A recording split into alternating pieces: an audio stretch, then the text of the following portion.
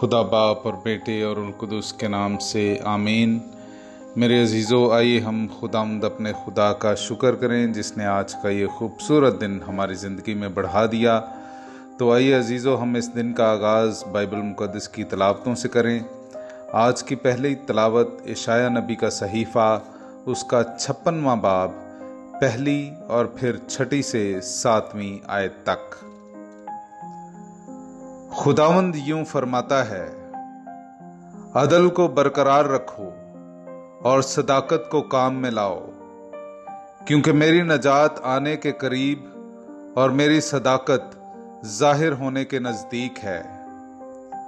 और जो परदेसी खुदावंद से पैवस्ता हों ताकि उसकी खिदमत करें और उसके नाम को अजीज जानें और उसके बंदे हों, और हर एक जो सबत को मानता है और उसे नापाक नहीं करता, और जो मेरे अहद से लिपटे रहते हैं, मैं उन्हें अपने कोहे मुकद्दस पर लाऊंगा और अपने दुआ के घर में उन्हें शादमान करूंगा, और उनकी सोख्तनी कुर्बानियां और उनके ज़बीहे मेरे मज़बा पर मकबूल होंगे, क्योंकि मेरा घर सब कौमों के लिए दुआ का घर कहलाएगा।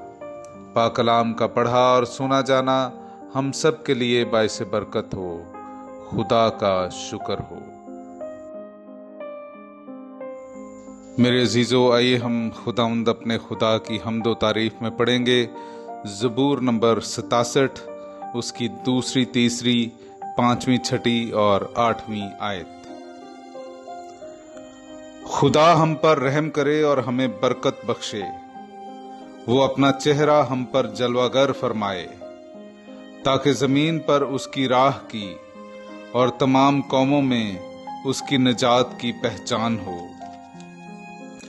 उम्मतें शाद हों और खुशी मनाएं, क्योंकि तू रास्ती से कौमों पर हुकूमत और जमीन पर उम्मतों की हदायत करता है।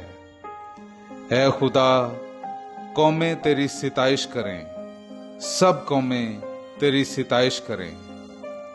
खुदा हमें बरकत अता फरमाए और कुल हुदूदे जहान उसका खौफ खाएं। ऐ खुदा, कौमें तेरी सिताइश करें, सब कौमें तेरी सिताइश करें। पाक कलाम का पढ़ा और सुना जाना हम सब के लिए बाइस बरकत हो। खुदा का शुक्र हो। मेरे अजीज़ों, आइए हम आज की दूसरी तलावत सुने मुक़द्दस पौलुस रसूल का ख़त रूमियों की कलीसिया के नाम, उसका 11वां बाब, 13वीं से 15वीं और फिर 29वीं आयत से लेकर 32वीं आयत तक।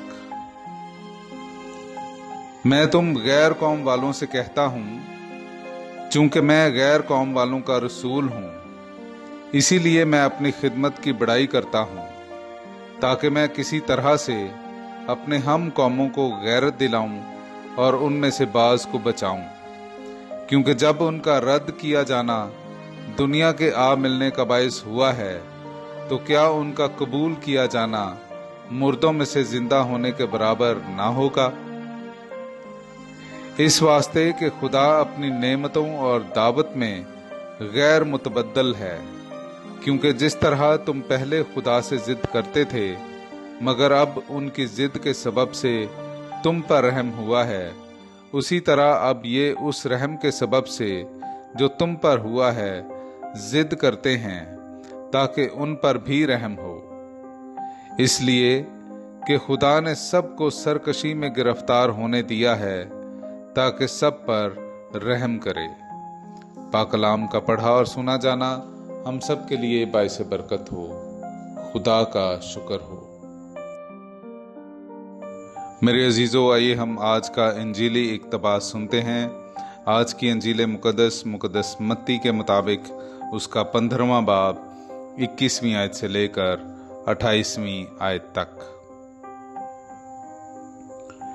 और यीशु वहां से रवाना होकर सूर और सैदून के इलाके में गया, और देखो, एक किनानी औरत जो उस मुल्क की थी पुकारते हुए कहने लगी कि ऐ खुदावंद दाऊद के बेटे, मुझ पर रहम कर, मेरी बेटी बुरी तरह से बदरू से सताई जाती है।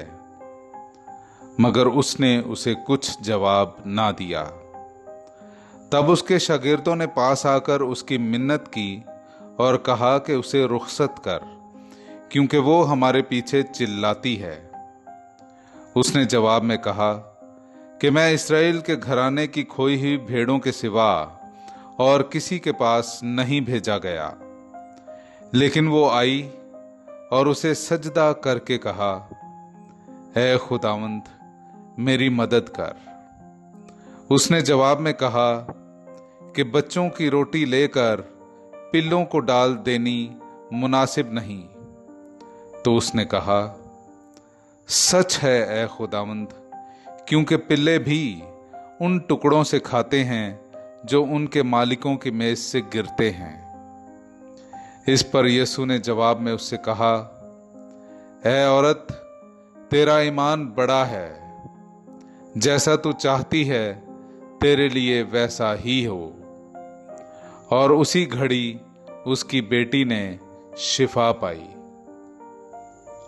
पाक कलाम का पढ़ा और सुना जाना हम सब के लिए बाइस बरकत हो। खुदा का शुक्र हो।